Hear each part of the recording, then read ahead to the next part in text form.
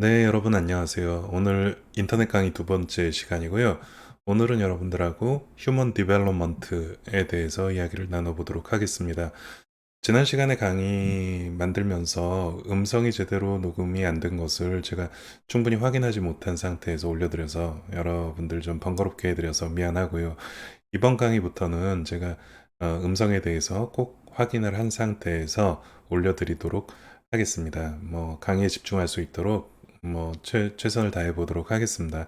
가능하면 빨리 여러분들을 강의실에서 만나서 수업을 진행했으면 좋겠다는 바람을 가지고 있고요. 몇몇 분들이 질문을 하셨어요. 리포트를 언제까지 제출하느냐. 리포트는 수업이 목요일로 되어 있죠. 항상 목요일까지로 제출하는 것으로 그 주에 수업이 있는 날까지 제출을 하는 것으로 여러분들이 생각하고 계시면 좋겠습니다. 그래서 오늘 강의 이제 시작하도록 할게요. 네, 오늘 강의는 휴먼 디벨롭먼트에 대한 이야기이고요.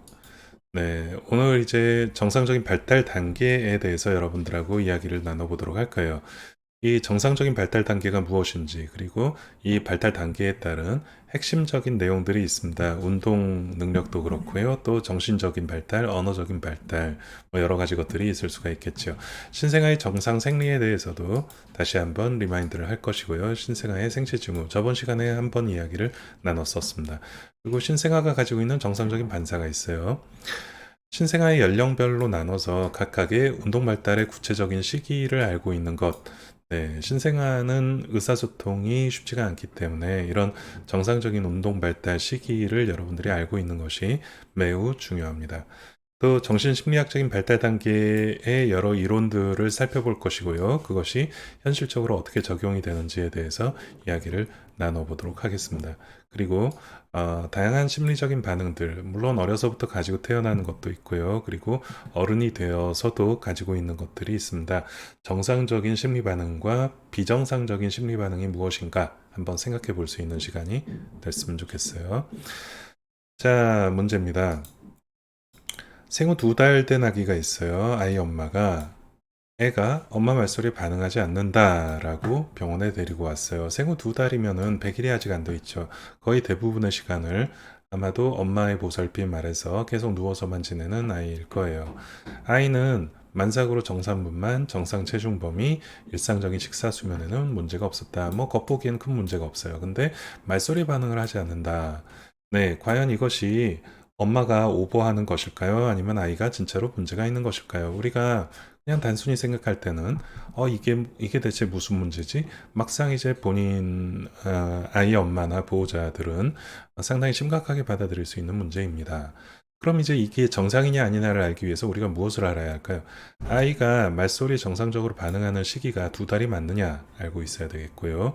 혹시라도 자폐증이라든지 지능저하 아니면 시력이나 청력 때문에 제대로 반응하지 못하는 것이 아닐까라는 점을 분명히 생각해 봐야 할 문제입니다. 그러나 사실 정상적인 발달 단계로 본다면 2달 된 아이가 어떤 자기의 보호자와 인터액션을 할 수 있느냐, 네, 아닐 가능성이 훨씬 더 높아 보입니다. 자, 두 번째 문제입니다. 회사 일로 아빠가 1년 동안 집을 비우게 됐어요. 아들이 7살입니다. 네, 제가 이제 아프가니스탄을 갔을 때 2013년도에 갔는데 그때 이제 우리 둘째 아들이 7살이었죠. 물론 이제 우리 아들은 울진 않았습니다만 아무리 달래도 듣지 않고 계속 심하게 울면서 아빠 우리만 두고 가지 마라고 이야기를 합니다. 자, 그럼 이 7살 아들을 어떤 식으로 우리가 설득을 하는 것이 정상적인 반응일까요? 자, 1번 볼까요? 다 큰 아이는 울면 안 되지. 네. 얼마나 서운하겠어요. 자기는 다 크지 않았다라고 생각을 할 것 같습니다. 그래도 1년 후에는 볼 수 있잖니? 네, 말은 바른 말이지만 사실 잘 모르겠어요. 이제는 네가 이 집안의 유일한 남자다. 이런 식으로 부담을 줘서는 당연히 안 되겠죠. 울지 않으면 원하는 선물을 사줄게. 부적절한 반응에 부적절한 보상을 하는 건 좋지 않습니다. 자, 아빠는 일 때문에 어쩔 수 없이 가는 거지. 너랑 엄마를 떠나는 것이 아니다. 네, 7살 정도라면은 이런 식으로 정확하게 설명을 하여 주는 것이 훨씬 더 좋은 방법이 되겠습니다.